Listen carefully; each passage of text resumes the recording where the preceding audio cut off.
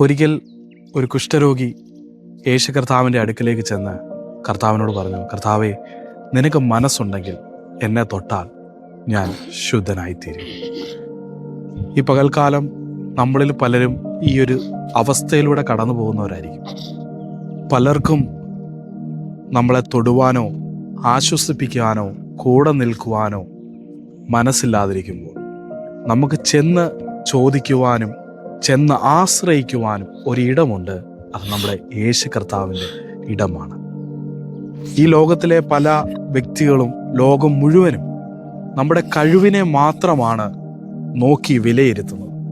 Even നമ്മളൊരു ഇൻ്റർവ്യൂവിന് പോയാലും അവർ നോക്കുന്നത് ഈ കാര്യത്തിന് ഇവന് കഴിവുണ്ടോ, ഇവന് അത് ചെയ്യാൻ അവനെ കൊണ്ട് കഴിയുമോ എന്നാണ് നോക്കുന്നത്. ലോകത്തിലെ പല വ്യക്തികളും എല്ലാവരും അന്വേഷിക്കുന്നത് അവനിലെ കഴിവാണ്. എന്നാൽ നമ്മൾ ബലഹീനരായിരുന്നാലും, നമുക്ക് ബലമില്ലാതിരുന്നാലും, നമ്മൾ ഒറ്റപ്പെട്ടു പോയാലും കർത്താവ് നമ്മുടെ കഴിവിനെയല്ല നോക്കുന്നത്, കർത്താവ് നമ്മുടെ ഹൃദയത്തെയാണ്. യേശു കർത്താവിൻ്റെ അടുക്കിലേക്ക് ചെല്ലാൻ നമുക്കൊരു മനസ്സുണ്ടോ, അവൻ നമ്മളെ ചേർത്ത് പിടിക്കുവാൻ മതിയായവനാണ്. അവൻ നമ്മളെ ആശ്വസിപ്പാൻ മതിയായവനാണ്. അവൻ നമ്മളെ സൗഖ്യമാക്കാൻ മതിയായവനാണ്. കാരണം അവൻ നമ്മളോട് കരുണ കാണിക്കുന്ന ദൈവമാണ്. ഈ പകൽക്കാലം ആ കരുണയുള്ള ദൈവത്തിൽ ആശ്രയിക്കാം. ദൈവം നമ്മളെ ബലപ്പെടുത്തും, സൗഖ്യമാക്കും, ചേർത്ത് പിടിക്കും. ദൈവം നമ്മളെ വിടുവിക്കും. God bless you all. ദൈവം നമ്മളെ അനുഗ്രഹിക്കട്ടെ.